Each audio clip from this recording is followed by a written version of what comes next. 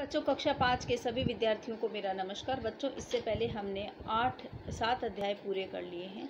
आज हम 8वां अध्याय नया समाज बनाए कविता पढ़ने जा रहे हैं। नया समाज बनाए। आओ नया समाज बनाए, इस धरती को स्वर्ग बनाए। आओ नया समाज बनाए। अब तक हमने गुलामी की जो बेड़ियां सहन की थी उसको पार कर लिया और अब हम स्वतंत्र हैं। स्वतंत्र सोच है, स्वतंत्र अधिकार है और अपनी स्वतंत्र आवाज़ है। इससे हम एक नया समाज बनाएं जिसमें चारों तरफ स्वतंत्रता हो, शिक्षा की, रहने की, भाषा की, ये सारी स्वतंत्रता हो। इसके लिए कवि कहता है, आओ नया समाज बनाएं। जाति पाति के बंधन तोड़ दें। अब तक तो जिन बेड़ियों में हम जकड़े हुए थे, जाति पाति के बंधन में अपनेपन की कड़ियां जोड़े। इस धरती के हर मानव का मानवता से नाता जोड़े। एक दूसरे के सुख दुख में मिलकर बैठे, हाथ बटाएं। आओ नया समाज बनाएं। इस माटी का कण कण चंदन, इसे करें हम शत शत वंदन। शत शत यानी 100 बार। ऐसे क्या करें? वंदन, नमस्कार करें।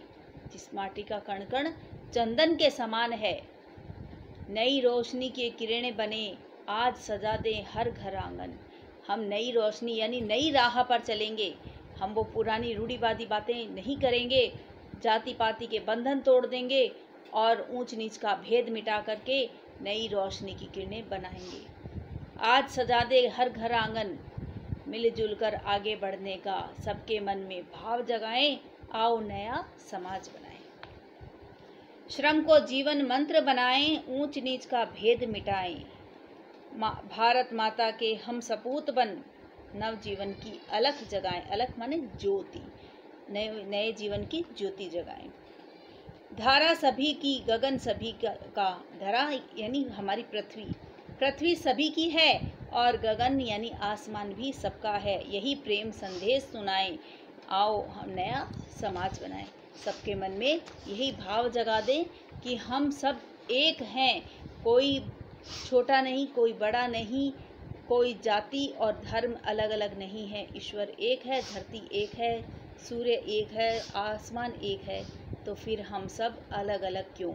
हम सब भी एक हैं। एक ही धरती माता के पुत्र हैं, एक ही भारत की संतान हैं।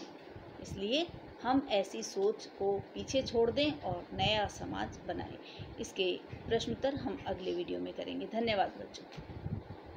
नमस्कार बच्चों, कक्षा 5 के सभी विद्यार्थियों को मेरा नमस्कार। बच्चों, इससे पहले हमने अध्याय नंबर 8 पढ़ लिया था, नया समाज बनाएं। आज हम उसी के ही प्रश्न उत्तर करेंगे। पाठ्य पुस्तक के प्रश्न उत्तर देखिए। निम्नलिखित पंक्तियों को पढ़ें और इनके शब्दार्थ और भावार्थ को जानें। जाति पाति के बंधन तोड़े, अपनेपन की कड़ियां जोड़ें। शब्दार्थ लिखने पहले जाति पाति के बंधन तोड़कर हम अपनेपन की कड़ियां जोड़ दें। फिर भावार्थ लिखेंगे। कवि का भाव, कहने का भाव यह है कि समाज में फैले जाति पाति के भेदभाव को मिटाकर अपनेपन के भाव को से हम मिलकर रहें। मिलजुल कर आगे बढ़ने का सबके मन में भाव जगाएं। शब्दार्थ है मिलजुल कर आगे बढ़ने का भाव सबके मन में जगाएं। और भावार्थ देखिए। कवि का भाव, कवि का उपरोक्त पंक्तियों से कवि का कहने का भाव है कि हम सब मिलजुल कर आपसी सहयोग से आगे बढ़ने का भाव सबके मन में जगाएं।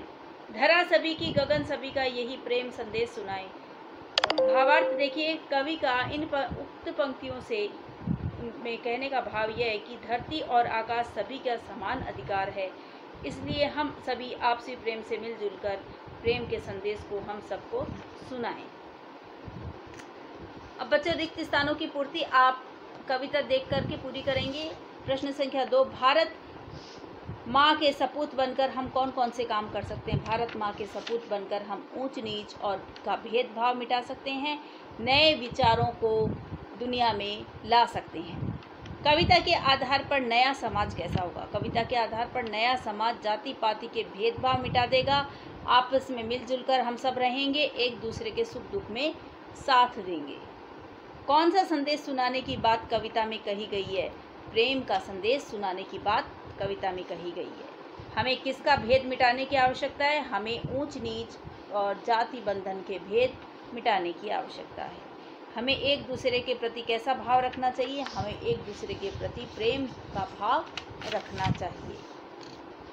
अब है बच्चों भाषा की बात। कविता में अनुस्वार और अनुनासिक के प्रयोग वाले शब्दों को छांटकर, अनुस्वार किसे कहते हैं? जो एक डॉट के रूप में ऊपर नए और अंतिम पंचम वर्ण जो जाता है उसे अनुस्वार, और अनुनासिक चंद्र बिंदु वाले शब्द मात्रा को अनुनासिक कहा जाता है।